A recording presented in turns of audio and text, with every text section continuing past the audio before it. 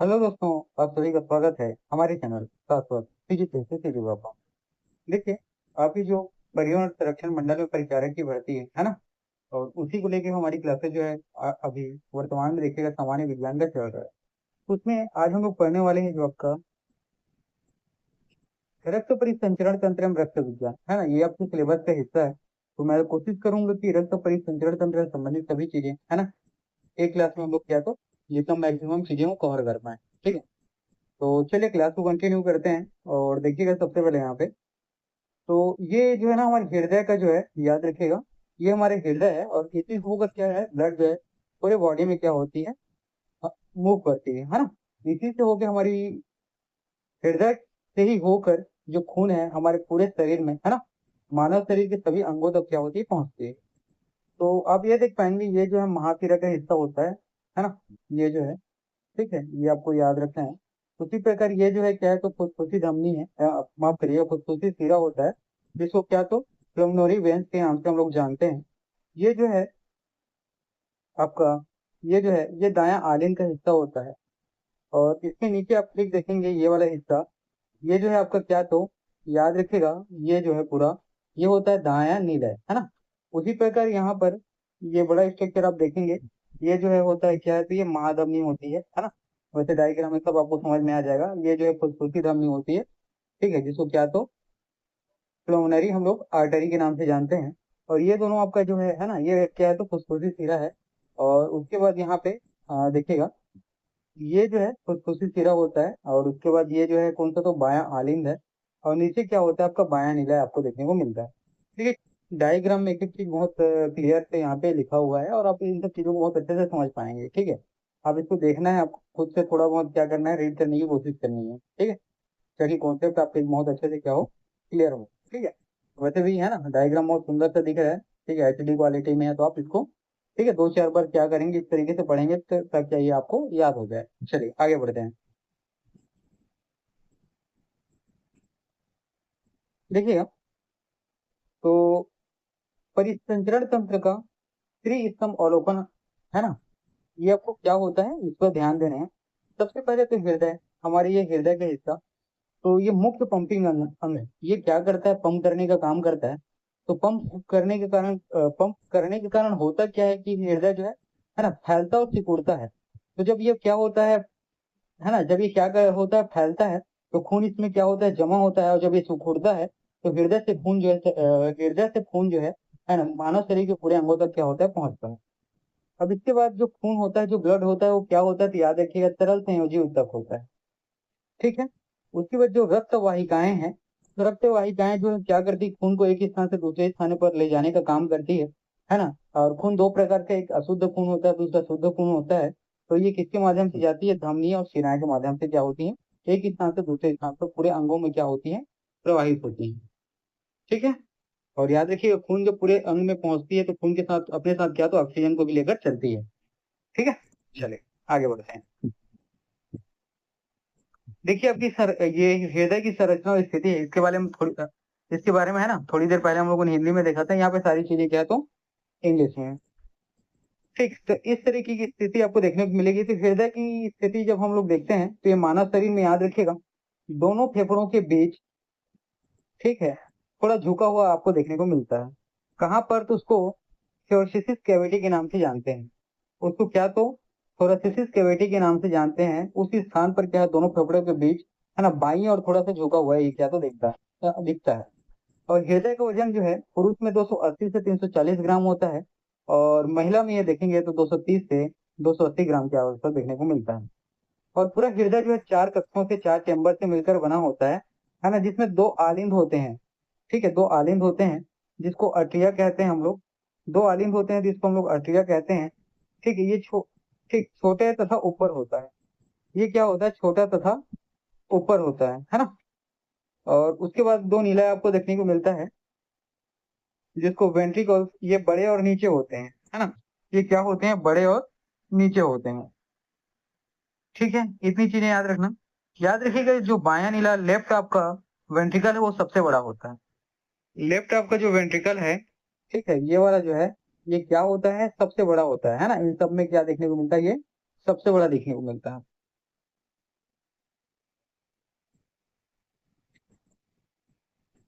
ठीक है, चलिए आगे बढ़ते हैं। आपको फैक्चुअल चीजें याद रखनी है, ठीक है। देखिए हमारे शरीर में जो है ब्लड है ना, ये अशुद्ध रक्त है, ठीक है। क्या तो अशुद्ध रक्त है, और इसका प्रभाव आपको इस तरीके से आपको देखने को मिलता है इन चरणों में, और इन जगहों से होते हुए कहाँ पे फेफड़े में जाता है, ठीक है। और फेफड़े में पहुंचने के बाद क्या रक्त को शुद्ध किया जाता है, और शुद्ध करने के बाद ये पूरे संपूर्ण शरीर में क्या होता है, इसका प्रभाव होता है। देखिए ये जो यहाँ पे है ना फिगर, पीछे आप जाएंगे, यहाँ से आप क्या करेंगे, पीछे जाएंगे और यहीं से आप पढ़ते रहना। जैसे वेना कावा लिखा है यहाँ पे, है ना, तो वेना कावा ये वाला जो स्ट्रक्चर है यहाँ पर है, इसी से क्या होता है, ब्लड क्या करेगा, एंटर करेगा, ठीक है। ब्लड क्या है तो एंटर करेगा, उसके बाद वो दाया आलिन में जाएगा, उसके बाद वो क्या किसमें जाएगा, यहाँ से इंटर करके यहाँ जाएगा। यहाँ से जाने के बाद इस ट्यूब से, है ना, जिसको क्या तो टेट्रासिक वाल्व कहते हैं, इसके माध्यम से कहाँ तो राइट, ठीक है, राइट एट्रियम में जाएगा। यहाँ से क्या होता है, ये बाहर निकल जाएगा, ठीक है। यहाँ से क्या होता है, ये बाहर निकल जाएगा, ठीक है। फिर कहाँ पहुंचेगा ये, देखिएगा, फिर ये क्या होता है, फेफड़े में पहुंचेगा, है ना, फेफड़े में पहुंचेगा। और फेफड़े में पहुंचने के बाद इसको क्या तो वहां से जो है शुद्ध रक्त जो है, इस तरीके से पॉलिमरी तेरा मायालिन, इसको आप पढ़ेंगे, ठीक है। यहाँ पे जो लिखा हुआ है ना, ये सारी बातें, इनको आप पढ़ना ऐसी तरीके से, ठीक है। यहाँ से आप क्या करेंगे, ध्यान देना, यहाँ से आप एंटर कराना। उसके बाद जिस तरीके से यहाँ पे लिखा हुआ है, ठीक है, आप इसको क्या करेंगे, एक पेपर लेंगे, है ना, अपने नोट्स बुक में इसी तरीके से इसको एक लाइन से आप समझने की कोशिश करेंगे, ठीक है। कोई भी चीज नहीं समझ में आएगी तो आप मुझे बताना, ठीक है, फिर मैं उसको आपका जो कंफ्यूजन होगा उसको दूर करने की मैं कोशिश करूंगा, ठीक। बाकी यही स्ट्रक्चर, इसी स्ट्रक्चर में आपको क्या करना है, ब्लड को ले जाना है और वहां से पूरे बॉडी में पहुंचाना है, ठीक है। चलिए आगे बढ़ते हैं, इसको खुद से करके देखिएगा, चीजें जल्दी समझ में आएंगी, ठीक है। अब देखिएगा यहाँ पे कार्डियक चक्र, ये 0.8 सेकेंड का इसमें क्या होता है, विभाजन देखने को मिलता है। 0.1 सेकेंड का जो समय होता है ना, इसको हम लोग क्या कहते हैं, एट्रियम सिस्टोल के नाम से जानते हैं। क्या तो एट्रियम सिस्टोल के नाम से जानते हैं। इसमें आलिन जो है क्या होता है, उसका संकुचन होता है। आलिन का संकुचन मतलब सिकुड़ता है, और जैसे ही आलिन सिकुड़ता है तो नीला क्या करता है, उसमें रक्त रक्त नीला में प्रवेश करता है, ठीक। उसके बाद 0.3 सेकेंड जो है, ये क्या तो वेंट्रिकल सिस्टोल कहलाता है। क्या तो वेंट्रिकल सिस्टोल, इसमें जो है नीला क्या होता है, संकुचित होता है, वाल पर दबाव पड़ता है और रक्त जो है धमनी में प्रवेश करता है, ठीक है। उसके बाद 0.4 सेकेंड जो बचता है, इसको हम लोग क्या तो कंप्लीट डायस्टोल कहते हैं, ठीक है। इसमें हृदय को क्या तो रिलैक्सेशन मिलता है ना, हृदय इसमें क्या होता है, रिलैक्स की अवस्था में होता है, और रक्त हृदय में क्या होता है, भर जाता है, ठीक। तो कार्डियक चक्र कितने समय का चलता है, 0.8 सेकेंड का चक्र चलता है, और कुल 3 चरण में देखने को मिलता है। ये पहला आपको 0.1 का, दूसरा 0.3 का, और चौथा 0.4 का, ठीक है। और आपको याद रखिएगा 1 मिनट में हृदय में जो धड़कन है वो कितनी बार धड़कता है, तो याद रखिएगा 72 बार। लेकिन जब कोई नवजात शिशु होता है ना, जो बिल्कुल, है ना, क्या होता है, तुरंत ही पैदा हुआ बच्चा जो होता है, उसमें कितना तो 120 बार धड़कता है, उसमें कितना तो 120 बार, ठीक है। अब दोहरा परिसंचरण तंत्र हम लोगों को देखने को मिलता है हमारे हृदय में, है ना। ये कैसे, तो याद रखिएगा, फेफड़े से जो, 1 मिनट, है ना, फेफड़े से कहाँ तो रक्त में जाता है, माफ करिएगा, फेफड़े से हृदय में जाता है, हृदय से फेफड़े में जाता है, ठीक है। और हृदय से पूरे मानव शरीर में जाता है, और मानव शरीर से होकर फिर कहाँ तो हृदय में जाता है। तो इस तरीके का जो सर्कुलेशन सिस्टम है, इसको क्या तो दोहरा परिसंचरण तंत्र के नाम से हम लोग जानते हैं, ठीक है। तो पाल्मोनरी सर्कुलेशन, इसको आपको याद रखेगा, यहाँ जो है ना पाल्मोनरी सर्कुलेशन में होता क्या है, रक्त का हृदय से फेफड़े में और फेफड़े से हृदय में जाना होता है। लेकिन यहाँ पर याद रखिएगा, जब तक फेफड़े तक पहुंचता है ना, तो यहाँ अशुद्ध रक्त, ठीक है, अशुद्ध रक्त का प्रवाह आपको देखने को मिलता है, ठीक है। फेफड़े तक पहुंचने के पहले आपको अशुद्ध रक्त का प्रवाह आपको देखने को मिलता है। तो अशुद्ध रक्त क्या करता है, ऑक्सीजन ग्रहण करके फेफड़ों तक लेकर जाता है, ठीक है। और शुद्ध रक्त को क्या होता है, लेकर लौटता है, ठीक है। तो याद रखिएगा, जब अशुद्ध रक्त होता है ना, उसको क्या करता है, हृदय से फेफड़े तक जाता है, ठीक है। तो अशुद्ध रक्त को याद रखिएगा, ऑक्सीजन ग्रहण करके फेफड़े तक पहुंचाता है, और फेफड़े से जब वापस ये हृदय में आता है, तो वहां पर क्या करता है, ये शुद्ध रक्त को लेकर आता है। और हृदय जो है इसी शुद्ध रक्त को आगे याद रखिएगा संपूर्ण शरीर में पहुंचाता है। तो इसे क्या कहते हैं, तो सिस्टमेटिक सर्कुलेशन के नाम से जानते हैं। इसको क्या कहते हैं, सिस्टमेटिक सर्कुलेशन से नाम से जानते हैं। और शुद्ध रक्त ऑक्सीजन और पोषक तत्वों को शरीर के सभी अंगों तक क्या करता है, पहुंचाने का काम करता है, ठीक। जितनी चीजें हुई क्लियर। तो याद रखिए जब अशुद्ध रक्त का प्रवाह आपको देखने को मिलता है हृदय से फेफड़े तक, ठीक है, और वो क्या करता है अपने साथ ऑक्सीजन को क्या करता है ग्रहण करता है और फेफड़े तक लेके जाता है, लेकिन फेफड़े से वापस हृदय में लाता है तो शुद्ध रक्त को लाता है, ये याद रखना है, ठीक है। चलिए, और उसी प्रकार अब हम लोग रक्त के बारे में देखते हैं। तो जो हमारा खून होता है ना, इसका कुल वजन जो है मानव शरीर का 7 से 9% आपको देखने को मिलता है। इसका पीएच वैल्यू 7.35 से 7.45 मतलब क्या होता है, क्षारीय होता है, ठीक है। और पुरुष में याद रखिएगा 5 से 6 लीटर होता है और महिला में 4 से 5 लीटर आपको रक्त देखने को मिलता है। रक्त का 55% जो हिस्सा जो है क्या होता है, प्लाज्मा होता है। और ठीक है, और जो रक्त लाल ब्लड सेल जो होते हैं ये 45% आपको देखने को मिलते हैं, ठीक। तो प्लाज्मा जो है क्या है, तो याद रखिएगा रक्त में जो खून निकलता है तो पीले रंग का होता है ना। जब हम लोग अपने खून को टेस्ट कराने के लिए देते हैं, चाहे ब्लड टेस्ट से संबंधित किसी प्रकार का टेस्ट हो, है ना, तो प्लाज्मा का रंग आपको वहां पे जब हम लोग क्या करते हैं दोनों को अलग करते हैं, है ना, मतलब आपके जो ब्लड सेल्स और प्लाज्मा को जब अलग करेंगे तो पीले रंग का दिखता है। और प्लाज्मा के याद रखिए कि 90% जल होता है ना। ये जो प्लाज्मा जो पीले रंग का दिख रहा है इसका 90% जल होता है, इसमें 7% क्या होता है, प्रोटीन होता है, और 3% जो है इलेक्ट्रोलाइट्स और ग्लूकोज आपको देखने को मिलता है, किसमें, तो प्लाज्मा। उसी प्रकार जो ब्लड सेल्स होता है ना, ब्लड सेल्स तो होता है, ये जो है क्या होता है, जो ठोस भाग होता है, जब क्या खून थोड़ा सा गाढ़ा हो रहा है, खून जैसे सूखा या गाढ़ा रहता है तो ऐसे छूओगे तो हल्का सा दरदरा फील होता है, बस उसी की बात कर रहे हैं, है ना। तो आरबीसी जो है होता है, तो इसमें आपको देखने को क्या मिलता है, आरबीसी, डब्ल्यूबीसी और प्लेटलेट्स देखने को मिलता है, किसमें, रक्त कोशिकाओं में, ब्लड सेल्स में, है ना। तो कभी आपसे पूछे कि रक्त कोशिकाएं क्या होती हैं, तो याद रखिए इसमें आरबीसी, डब्ल्यूबीसी और प्लेटलेट्स होता है, ठीक है। चलिए आगे बढ़ते हैं। ठीक, अब देखिए आरबीसी का वैज्ञानिक मान क्या है, तो एरिथोसाइट, याद रखिएगा। जो कि लाल रक्त कोशिकाएं होती हैं इसकी वैज्ञानिक नाम क्या है, तो एरिथोसाइट। उसी प्रकार डब्ल्यूबीसी का जो वैज्ञानिक नाम क्या है, तो ल्यूकोसाइट्स होता है। और प्लेटलेट्स का वैज्ञानिक नाम क्या है, तो थ्रोम्बोसाइट्स है, याद रखिएगा ना, इंपॉर्टेंट। ठीक है, तो आप लोगों ने देखा क्या, आरबीसी का वैज्ञानिक नाम एरिथोसाइट, डब्ल्यूबीसी का ल्यूकोसाइट और प्लेटलेट्स का थ्रोम्बोसाइट, ये सारे आप ब्लड टेस्ट कराएंगे तो वहां पे दिखता है। आरबीसी का जीवन काल कितना होता है, तो याद रखिएगा 120 दिन देखने को मिलता है। डब्ल्यूबीसी का ये 13 से 20 दिन के आपको 2 हफ्ते के आसपास का समय देखने को मिलता है। और प्लेटलेट्स जो है 5 से 9 दिन, ठीक है। और आरबीसी की संख्या कितना होता है, 40 से 60 लाख आपको क्यूब देखने को मिलता है, ठीक है। और उसी प्रकार डब्ल्यूबीसी ये 4,000 से 11,000 क्यूब देखने को मिलता है ना, मिलियन। और उसी प्रकार प्लेटलेट जो है 2.5 से 4 लाख क्यूब आपको प्रति क्यूब देखने को मिलता है, ठीक है।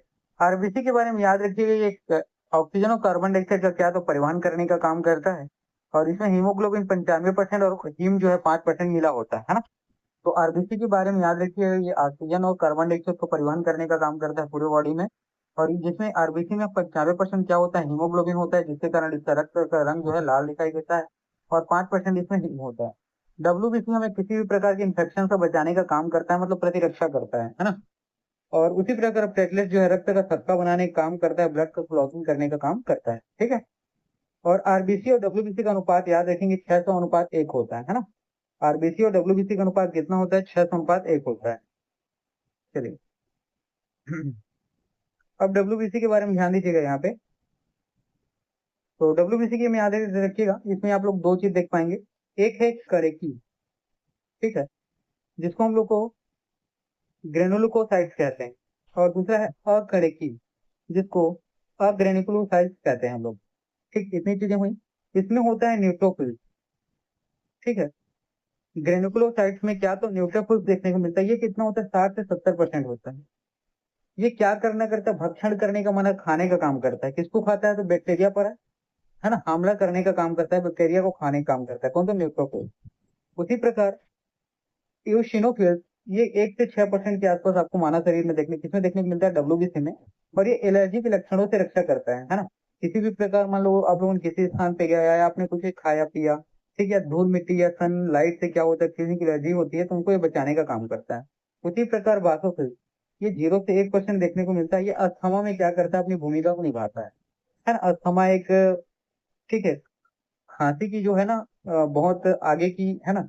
खांसी पहले क्या होती है, बहुत धीमी सी होती है ना, लेकिन बहुत ज्यादा जब बढ़ जाता है तो ये अस्थमा का एक रूप आपको देखने को मिलता है। लगभग लगभग टीबी से थोड़ा अलग ही है, लेकिन थोड़ा सा मिलता जुलता होता है, ठीक। अब इसके बाद है एग्रोनोलोकोसाइट्स में, इसमें आप लोग ना यहाँ पे देख पाएंगे लिम्फोसाइट, तो 20 से 30% ये बॉडी में देखने को मिलता है, और ये एंटीबॉडी है ना, एंटीबॉडी का शरीर में क्या करता है, निर्माण करता है। अगला आप देख पाएंगे मोनोसाइट, ये 3 से 5% होता है, ये जो मृत कोशिकाएं मर गई हैं उनको क्या तो सफाई करने का काम करता है। ठीक है, तो डब्ल्यूबीसी में आप लोगों ने दो देखा, एक क्या तो ग्रेनुलोकोसाइट और दूसरा एक ग्रेनुलोकोसाइट। ठीक, इतनी चीजें याद रखनी। अब रक्त समूह और आर एक्स फैक्टर के बारे में बात करते हैं। ठीक है, तो यहाँ पर रक्त समूह आपको देखने को मिलता है ए बी और ओ। ठीक है, ये ब्लड ग्रुप आपको देखने को मिलते हैं। इसमें जो यूनिवर्सल एक्सेप्टर है, जो सभी तरीके के खून को अपने में ले लेता है, वो कौन सा है, तो ए बी है। और जो सर्वदाता है, सभी प्रकार के खून को क्या करता है, डोनेट करता है, यूनिवर्सल डोनेटर, वो कौन है, तो ओ है। ये याद रखना है। अब आर एच फैक्टर में आप लोग याद रखिएगा, लाल रक्त कोशिकाओं की सतह पर एक अतिरिक्त क्या होती है, प्रोटीन होती है, जिसको क्या तो डी एंटीजन कहते हैं, की उपस्थिति याद रखिएगा, प्लस या अनुपस्थिति को माइनस में हम लोग दर्शाते हैं। आर एच फैक्टर में आपको ये होता है आर एच प्लस और आर एच माइनस। ठीक है, जब उसमें क्या हो, एंटीजन उपस्थित हो तो उसको प्लस में जो लिखते हैं, और एंटीजन अगर अनुपस्थित हो तो उसको माइनस में लिखते हैं। ठीक है, चलिए अब देखिए हेमोस्टेटिस और एंटी कोगुलेंट।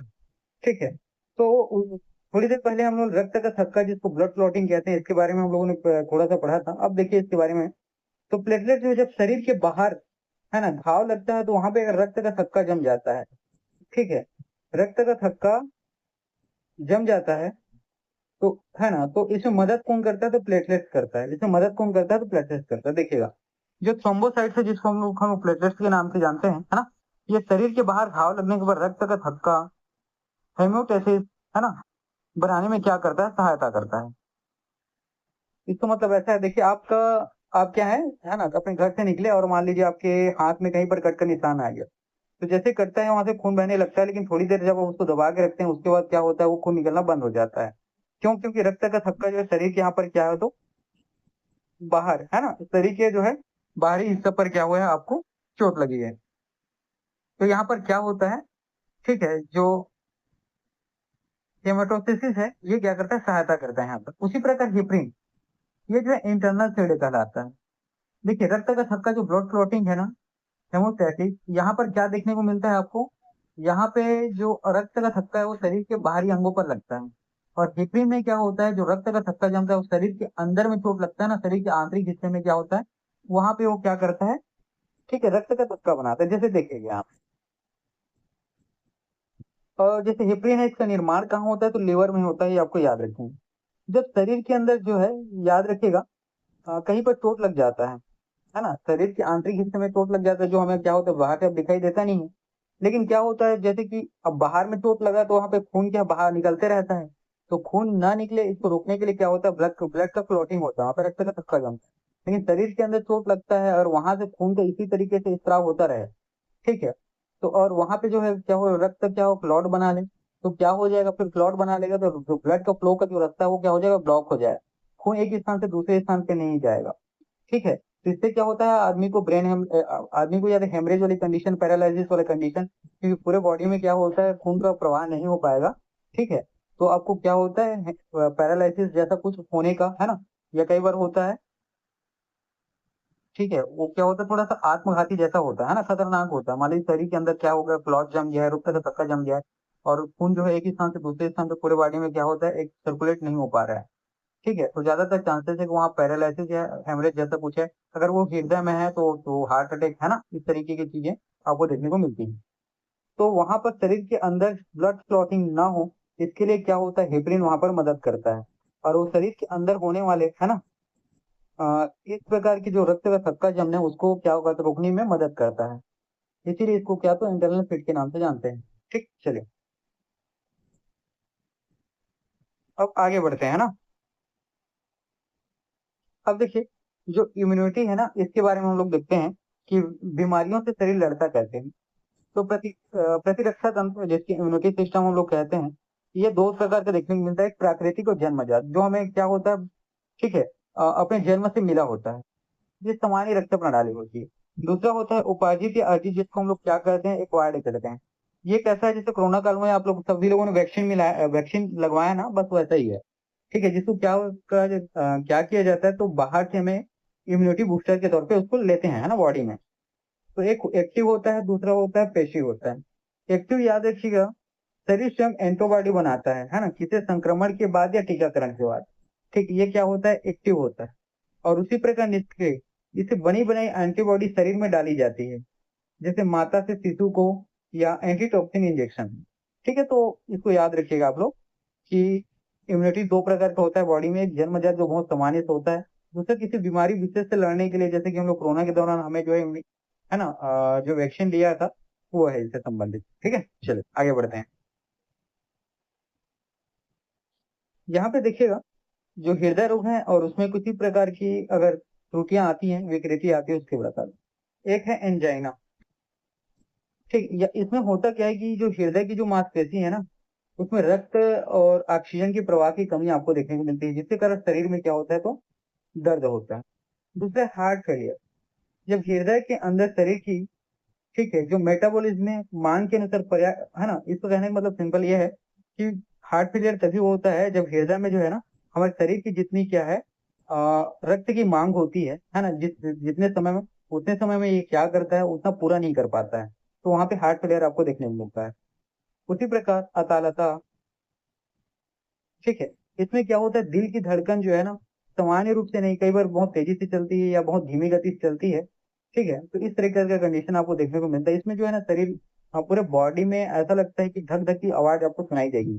ठीक है, और ठीक है, ये, ठीक है, इसमें अगर ज्यादा प्रॉब्लम हो, है ना, अतालता में, तो आप क्या करेंगे, अगर हृदय की साइड लेके, करवट लेके सोएंगे, है ना, तो आप सो नहीं पाएंगे। ठीक है, आप सो नहीं पाएंगे, आपको बार बार वो साउंड क्या है, सुनाई देगा। उसी प्रकार हाई बीपी, जिसको हाइपरटेंशन के नाम से जानते हैं, बहुत लंबे समय तक जब आपका रक्तचाप जो है 140 और 90, ठीक है, 140/90 से ऊपर या ऊपर देखने को मिलता है, तो इसमें धमनियों पर क्या है, हाई ब्लड प्रेशर के कारण जो है, जो क्या करती है, ब्लड को एक स्थान से दूसरे स्थान पर, जो शुद्ध रक्त है उसको लेके जाती है, उस पर अत्यधिक दबाव पड़ता है, जो सेहत के लिए क्या होता है, हानिकारक होता है। ठीक है, क्योंकि जब धमनी से होते हुए जाएगा, कई बार प्रेशर बहुत ज्यादा हो जाता है, तो धमनी में वो फट भी सकता है। ठीक है, इस तरीके की चीजें होती है। अब इसके बाद देखिएगा, विशिष्ट गुरुत्व, स्पेसिफिक ग्रेविटी है रक्त में, उसके बारे में देखते हैं। तो रक्त में ये देखने को मिलता है 1.045 से 1.06 के बीच होता है ना, 0.65 के बीच होता है। और धमनियों में रक्त सिराओं की अपेक्षा अधिक क्षारीय होता है ना। धमनी में जो रक्त है ना, वो सिराओं की अपेक्षा अधिक क्षारीय होता है, ये आपको याद रखना है। रक्त निर्माण, तो रक्त का निर्माण आपको अस्थि मज्जा में देखने को मिलता है। ठीक है, और किसके, अस्थि मज्जा में स्टेम सेल के द्वारा क्या होता है, याद रखिएगा, रक्त का निर्माण होता है ना। तो रक्त का निर्माण कहाँ देखने को मिलता है, अस्थि मज्जा में स्टेम सेल के द्वारा होता है। ईसीजी एक टेस्ट होता है ना, किसके, हृदय के टेस्ट के लिए, है ना, तो इसको इलेक्ट्रोकार्डियोग्राम के नाम से जानते हैं। इसमें हृदय की जो गतिविधियां हैं, विद्युत गतिविधि, है ना, उसको इसमें क्या तो दर्शाया जाता है, मापा जाता है। उसी प्रकार ब्लड ट्रांसफ्यूजन, मतलब रक्त आधान, ये क्या है, तो याद रखिएगा, जब CPDA1 या SCGM न्यूट्रिएंट सोल्यूशन में संरक्षित किया जाता है। ठीक है, तो याद रखिए, लाल रक्त कोशिकाओं को CPDA1 या SCGM न्यूट्रिएंट सोल्यूशन में क्या तो संरक्षित किया जा रहा है, ये उतना इंपॉर्टेंट नहीं है। ठीक है, तो देखिएगा, जो हृदय हमारा, वो निरंतर एक पंप की तरह काम करता है। ठीक है, उसी प्रकार रक्त जो है ना, उस जीवन की क्या होती है, नदी होती है। शरीर के हर कोने तक ऑक्सीजन, पोषण और प्रतिरक्षा पहुंचाना क्या होता है, हृदय का काम होता है। ठीक है, तो इतनी सारी चीजें याद रखना, देखिएगा। ठीक है, तो चलिए आज की क्लास इतना ही, पढ़ते रहिएगा। और ये वाला मैं, है ना, इसको आप लोग खुद से ही, ठीक है, डायग्राम की मदद से ही, ठीक है, जैसा यहाँ पे दिया हुआ है कि वेन केवा के बाद आपको दायां अरिंद में जाना है, फिर ट्राइस्टेट वाल में जाना है, दायां नीला में जाना है, पल्मोनी वार्म में जाना है, पल्मोनी धमनी में जाना है, फिर आप फेफड़े में पहुंचेंगे। फेफड़े से पल्मोनी सीरम में जाना है, फिर बायां आलिंद में जाना है, फिर जो यहाँ पे वाल्व होता है, मेट्रियल वाल्व के नाम से जानते हैं, बायां नीला, फिर एरोटिक वाल्व, फिर एरोटा, फिर संपूर्ण शरीर। तो इसको आप लोग डायग्राम में एक क्या करें, पेज में बनाना, और इसी हिसाब से, ठीक है, ब्लड को एक स्थान से दूसरे स्थान पे पहुंचाने की कोशिश करना। ठीक, तो चीजें आपको अच्छे समझ में आए। चलिए ठीक है, आज की क्लास इतना ही, पढ़ते रहिए।